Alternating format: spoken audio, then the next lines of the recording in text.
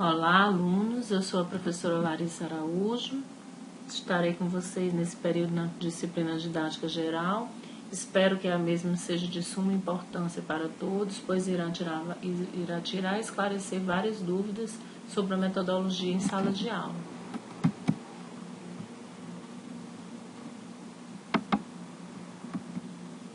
Iniciaremos falando um pouco sobre a história da didática.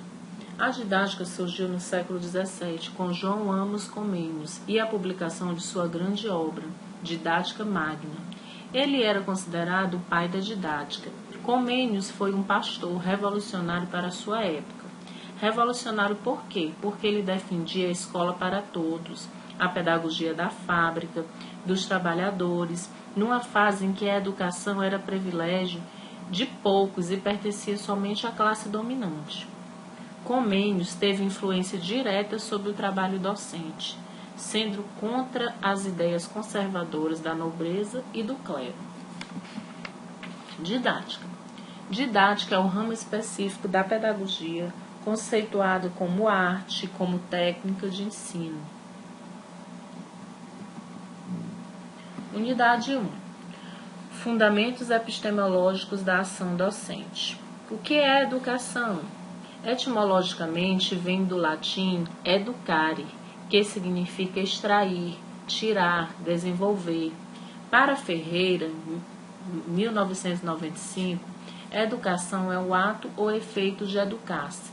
Já para Libânio, 1992, educação é um conceito amplo, que se refere ao processo de desenvolvimento unilateral da personalidade, envolvendo as qualidades humanas, físicas, morais, intelectuais e estéticas, considerando a orientação da atividade humana na sua relação com o meio social, num determinado contexto das relações sociais.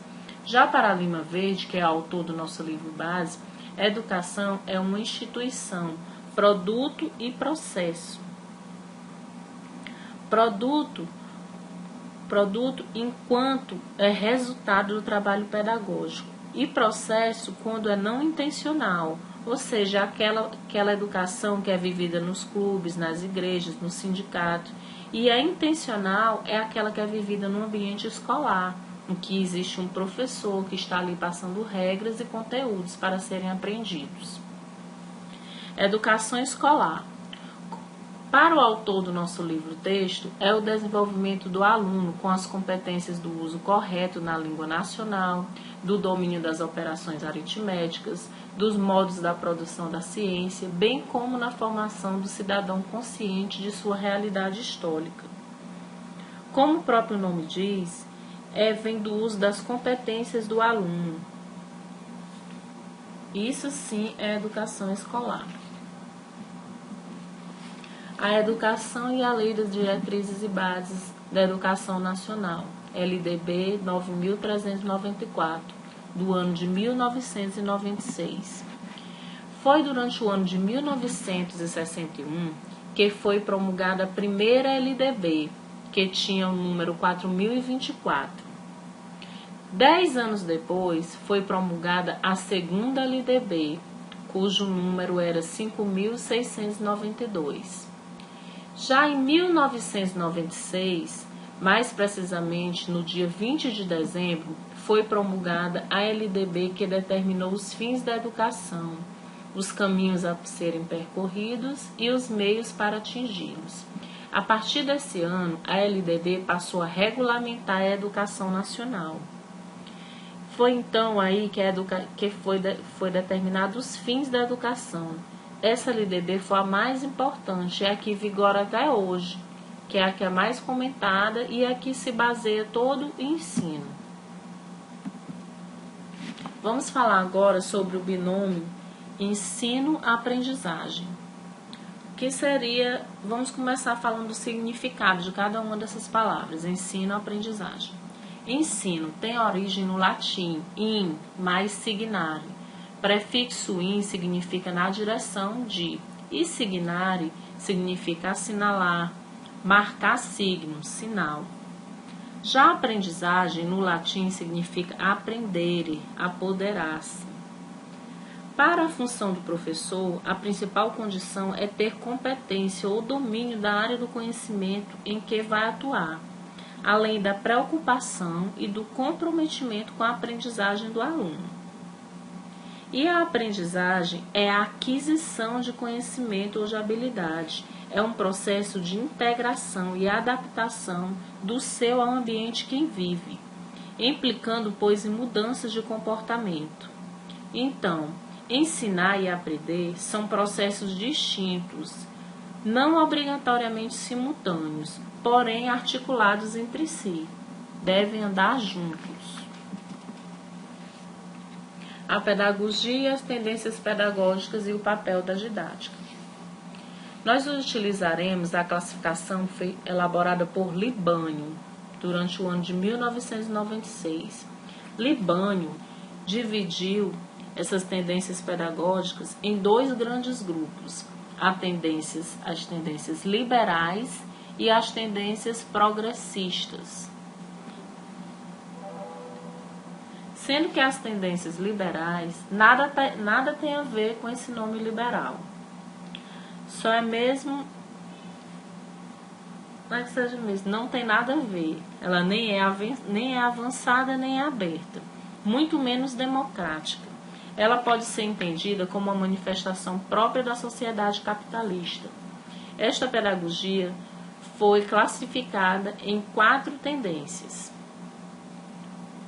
a tradicional, a renovada progressiva, a renovada não diretiva, ou também chamada de escola nova, e a tecnicista. Vamos falar um pouco sobre cada um. A tendência tradicional, como o próprio nome diz, ela tinha preparação intelectual e moral, tinha um compromisso desvinculado ao social e desvinculado à ênfase do indivíduo, também a capacidade do indivíduo. Os conteúdos são preparados da experiência do aluno e das realidades sociais, valendo pelo valor intelectual. Os métodos de aprendizagem dessa tendência enfatizavam a exposição verbal, a memorização da disciplina e a formação de hábitos. O relacionamento entre o professor e o aluno era baseado na autoridade. O professor era autoritário e o aluno era passivo. E o papel da didática nessa tendência era impor regras, princípios que regulassem o ensino, e a atividade de ensinar era centrada no professor. Já na tendência renovada progressiva, o papel da escola era de adequar as necessidades individuais ao meio, e os conteúdos davam importância aos processos mentais e habilidades intelectuais. Os métodos de ensino enfatizavam as diferenças individuais, e o relacionamento entre o professor e o aluno já era democrático, proporcionando um clima harmonioso dentro da sala de aula. E o papel da didática, ela funcionava como orientação da aprendizagem e valorizava o processo de aprendizagem do aluno. Já a tendência renovada não diretiva, ou escola nova, também como pode ser chamada. Nela, o importante era desenvolver um clima favorável às mudanças internas. Os conteúdos eram secundários e era para apenas transmissão de conteúdos. Os métodos de ensino prevaleciam o esforço do professor em facilitar a aprendizagem do aluno, e o relacionamento era interpessoal. E a didática, ela valorizava o aprender fazendo. Já a tendência tecnicista, como o próprio nome diz, tecnicista, o papel da escola era o quê? Modelar o comportamento humano, a transmissão de técnicas. Os conteúdos e o material era instrucional, era sistematizado, vinha em manuais, em livros didáticos. O relacionamento entre o professor e o aluno tinha meramente sentido técnico, de transmissão de conhecimento. E as manifestações da prática escolar eram expressas e orientadas conforme editais contidos nas leis 5.570, de 68, e na lei 5.692, de 71. E a didática, nessa tendência, ela buscava a racionalização e a eficiência do ensino. Era meramente instrumental. Agora, vamos falar um pouco sobre as tendências progressistas, que elas se subdividiam em libertadora, libertária e crítica social dos conteúdos ou histórico-crítica. A tendência libertadora. A tendência libertadora contribuiu para a transformação social. Nela, os métodos de ensino eram fundados no trabalho educativo, em grupos de discussão, definindo conteúdo e dinâmicas de atividades. O relacionamento entre o professor e o aluno tinha um pressuposto básico, a eliminação de toda autoridade que possa impedir a aproximação do professor e do aluno. E o papel da didática, nessa tendência, era centrado na realidade social e na participação ativa. Já a tendência libertária, o papel da escola era contribuir para o processo de autogestão do aluno. Os conteúdos resultavam de necessidades e interesses manifestados pelo grupo, podendo ou não ser matérias de estudo. O relacionamento entre professor e aluno era não diretivo, recusava qualquer forma de poder ou de autoridade. E o papel da didática era centrado nessa vida em grupo, na vida coletiva, no processo de autogestão pedagógica. E a nossa última tendência, a tendência progressivista, ou crítica social dos conteúdos, ou histórico-crítica, como pode ser também chamada. Nessa tendência, o papel da escola era preparar o aluno para o mundo, através dos conteúdos e da socialização. Os métodos de ensino eram, portanto, ligados às experiências do aluno e à explicação do professor. O relacionamento entre o professor e o aluno criava condições para que ambos trocassem vivências sociais. E as manifestações da prática escolar eram voltadas para a integração do conteúdo com a realidade social em que eles estavam vivendo na atualidade. E a didática participava atualmente, funcionando de acordo com a relação social atual da época. Ela estimulava o trabalho pedagógico, incentivando a participação do aluno. Então, vamos encerrando agora a nossa videoaula. Bons estudos a todos e até a próxima videoaula.